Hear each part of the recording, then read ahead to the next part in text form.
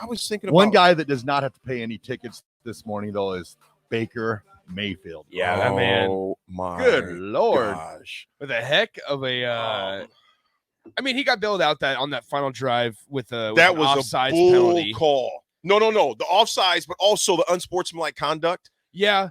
I they, mean, hey, they sacked him. Yeah, and then you knocked the ball out See, of your hand. knocked the ball out of his You know what? hands. And I'm not even a Raiders fan. It sounds But like I'm like, no.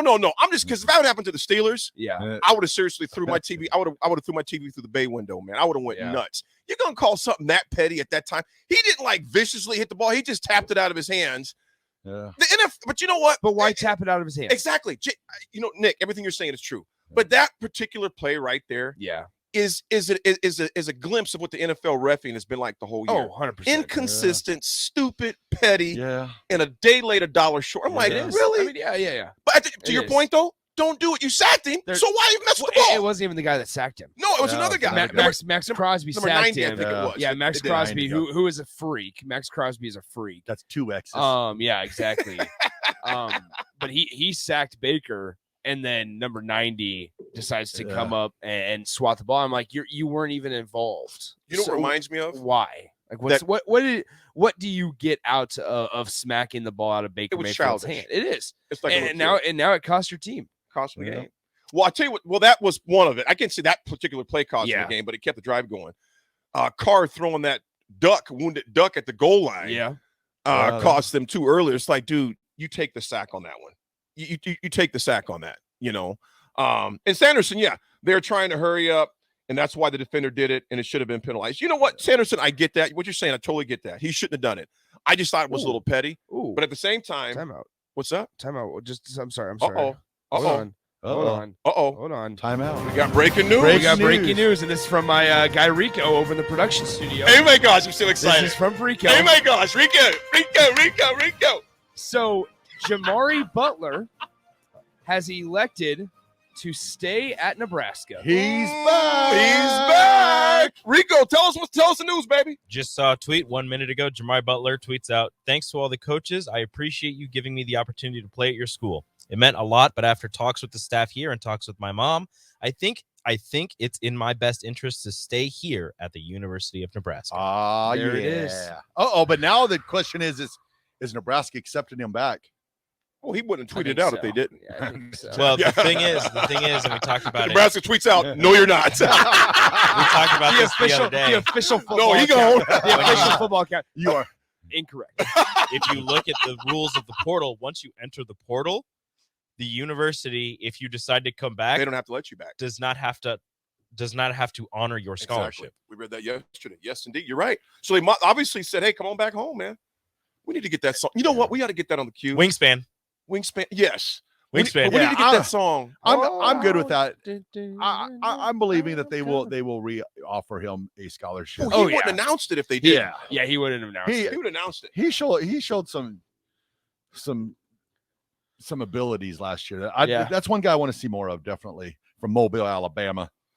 That's where our family's at, Bill, man. I just like saying Alabama. I like saying Bessemer, Alabama. That was like, I was in football heaven when Dwayne Harris was here, because it was always Dwayne Harris from Bessemer, Alabama. That's good news on this Friday. Very nice. That's good. So news. you know what that might mean? I mean, I'm not throwing it out there yet, you think but he recruits Hausman back. Maybe Ernest went to Iowa last night and said, "Holy cow, what am I thinking?" Maybe it's time to make that return in Nebraska. Come on, Ernest. You know what? It's like that old saying, man. It's cold out there, man. Oh yeah. It's cold out there. Not always greener on the other side. No, you got to water it over there too, man. You got to water over too. You know, we segue back into football last night. If you were the Raiders, you were sick today. Because the Rams are technically out of it. They're out of it. So they're 4-9. They're 4-9. You hit that 9. You hit that 9 number on the loss column. It's a wrap for you for the year. Yeah. But just as far as you're out of it. So why not just go wreck somebody else's? Just be wreckers. Be wreckers, kind of like Nebraska versus Iowa. Just if you got anything else, your postseason's out of the question. So go ahead and be a wrecker. Go ahead and be a wedding crasher, man. Get it knocked out. When you watched the game last night, Raph, and you seen Baker. Now I got to read this on the press text line, Raph, because they got you pretty bad, dog. Depressed Tim Miles fan. Depressed Tim Miles. Oh, man, this is jacked up. Depressed Tim Miles says, "I hate to say this because I love Raph, but how does Baker Mayfield do better in 48 hours than Russell Wilson has done all season? Also, no way Ernst is getting good NIL money in Iowa, right? I'll answer the first one first. Raph, he's got a point. Yes, he does. Baker Mayfield got off the airplane. Was like, "What's up, dog? What time we play?" But can you Kirk Herbstreit got to L.A. before Baker Mayfield did to call the game. He had serious. They were talking about how Kirk was like, I had to he and Al Michaels had a speaking engagement on Tuesday night. So Kirk got there like Tuesday afternoon. Baker got there late Tuesday night. Wow. Yeah. What happened last night was pretty incredible. I mean, that's all it was, because you have a quarterback that has not played any, like, just running routes with receivers. He went in the game last night. They said they were working on plays before the game started. Yeah. And then what impressed me a lot out of him was he audibled on a running play. Yeah. That he had that much wherewithal to audible, and they gained like 6 or 7 yards on the play. He wasn't even supposed to play for the majority of the game. Yeah. Like, if you notice, John Wolford, he was ready to go. Had his helmet on the entire game. He was thinking that he was going to eventually come in. Yep. Sean McVay ends up sticking with Baker Mayfield. It obviously pays off. But it was crazy because you have like Baker Mayfield, who once again barely knows any of the plays. But like you said, Raph, I mean, audibles, making the adjustments, and being a leader. Like after they make an extra point, he's out there. After they make a field goal, he's out there. He's talking to dudes on the sideline and communicating with guys as if he's been there for weeks, but he's barely been there for 48 hours. I mean, it was interesting. It was really something special. You know what? All I'm going to say is this as we get back into this. Baker Mayfield right now is going, "We built this city on rock and roll." Oh, that's boy. Chase B. It's your fault for making me do that, because you should have typed that in the doggone text line, because I wasn't even thinking about that song, Chase B. So I had to do it. Yeah. I had to do it. Third team is a charm, I guess, for Mayfield, says Chase B. And Chase B says 98% if you don't make the league, but 10% if you have a show on a sports talk radio. Hey, we got to put food on the table, baby. Yeah, we got to pay bills. You think about Baker Mayfield. I have no problem with Baker taking care of business. I kind of like to see. I like redemption stories, man.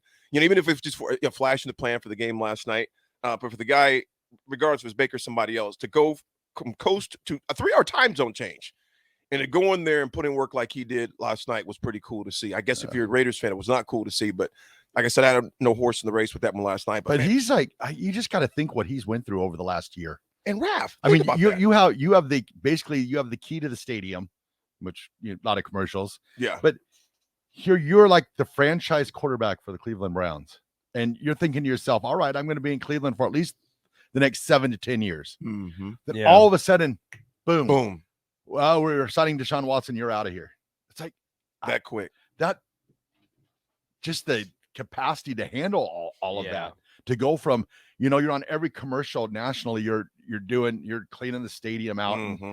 and then all of a sudden, next thing you know, you're just trying to not make the team, but you're trying to become a starting quarterback down at Carolina.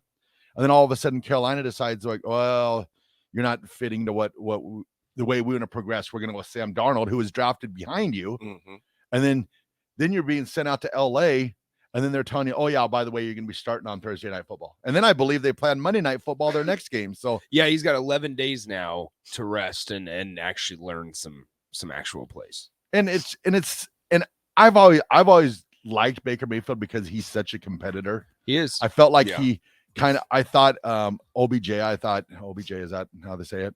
I thought he was kind of rough on him a little bit, and that hurt him. But there's never been no question about his fire and his desire to win. He's been a little annoying in his recent, like in college. He was, I thought he was annoying. I thought he was outlandish.